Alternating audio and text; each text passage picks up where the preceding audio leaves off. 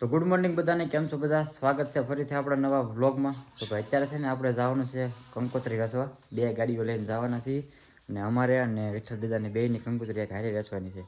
તો એક ગાડી હું ને કાકા લઈને જઈએ છીએ અને બીજી ગાડી પપ્પા અને કલ્પેશભાઈ બે લઈને જવાના છે. અને આપણે જવાનું છે આમ ગઢડા સાઈડ ને પપ્પાની જાય સાઈડ પર દામનગર ગારિયાધાર એ બધો રૂટ લેવાના છે કલ્પેશભાઈની બે.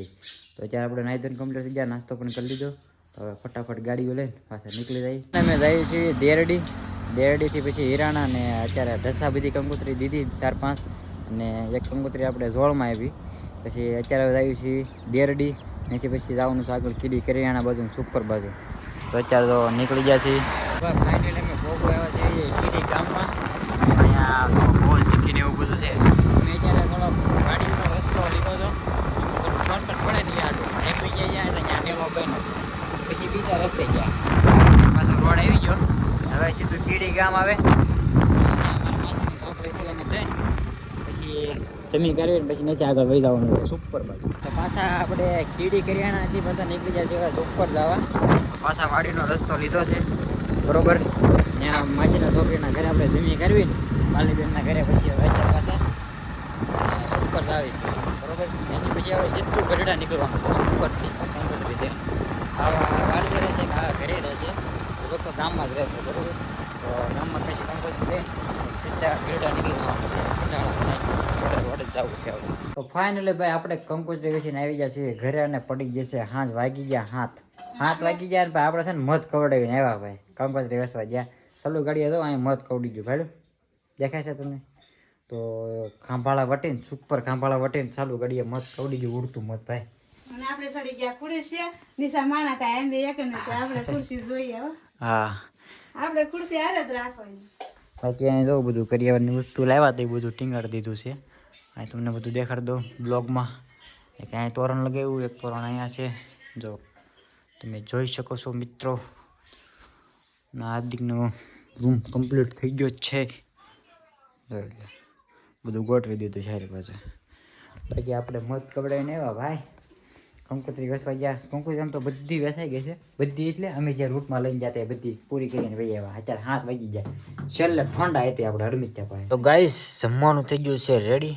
ખીચડી બનાવી છે, કઢી બનાવી છે અને હજી પપ્પાની જે આવ્યા નથી કંકોત્રી વેચીને, તો આપણે જમી લેવી. એ આવીને પછી જમી લેવી. બાકી જો ખીચડી કઢી અને રોટલાને બધું બનાવ્યું છે. આછું કેવું લાગે છે?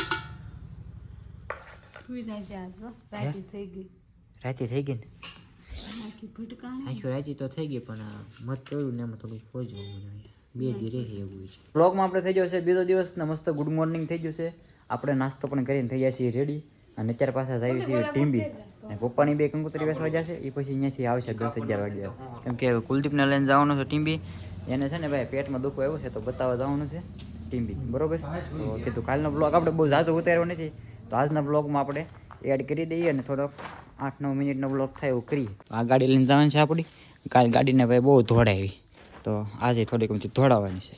તો કહીને ચલો હવે નીકળીએ. ત્યાં જઈને કેસ બેસ એવું બધું લખાવી. તો ભાઈ ટીવી દવાખાનેથી વહી આવ્યા છીએ અને અત્યારે ધોળા જંકશને ઊભા છીએ.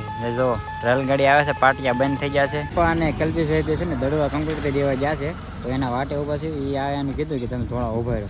અમે ધોળા ઊભા છીએ અને એમ ગયા હતા ભાઈ ટીંબી કુલદીપને દવાખાને લઈને બરોબર. બાકી તો ધોળા ઊભા છીએ ને ઓલું ટ્રેન આવે ને બધા પાટિયા પડી ગયા હતા. આમથી ટ્રેન આવશે તો પછી આમથી આવશે. તો ભાઈ લોહીના રિપોર્ટ કરાવ્યા, પછી નવો કેસ લખાવ્યો, પછી લોહીના રિપોર્ટ કરાવ્યા એવું બધું કરાવ્યું ને પછી 9 વાગ્યા વારો આવ્યો હતો બરોબર. રિપોર્ટ બતાવી તમને કુલદીપ બતાવે. કાંઈ એવું નથી ભાઈ, તીખું તલરું નહીં ખાવાનું. થોડોક આંતરડામાં હોજો હતો ને એના લીધે પેટમાં દુખતું હતું. હા જો તમને બતાવું રિપોર્ટ. 3 ટીકડા આપ્યા લ્યો, 3 પતાકડા નાના હોય કાંઈ નહીં ને એમાં જાજુ આવે આવડું આ છે ભાઈ. આ ઓલું છે રજિસ્ટ્રેશન ને ઓલું આ રિપોર્ટ. કાંઈ નથી એવું જો આવું બધું હોય. આમાં બહુ ખબર પડે નહીં ખાસ. ડૉક્ટરે એમ કીધું કાંઈ નથી. બાકી પપ્પાની આવે એટલે પછી ઘર સાઈડ નીકળી જઈએ. આપણે આવી ગયા છીએ ઘરે અને મમ્મી અત્યારે બનાવે છે બપોરે જમવાનું. શું બનાવ્યું અત્યારે? દાળ ભાત ને ભૂંગળા ને એવું બધું બનાવ્યું છે. અને પપ્પાની એ જે આવ્યા નથી કંકોત્રી વેચવા જશે ઉમરાળા બાજુ.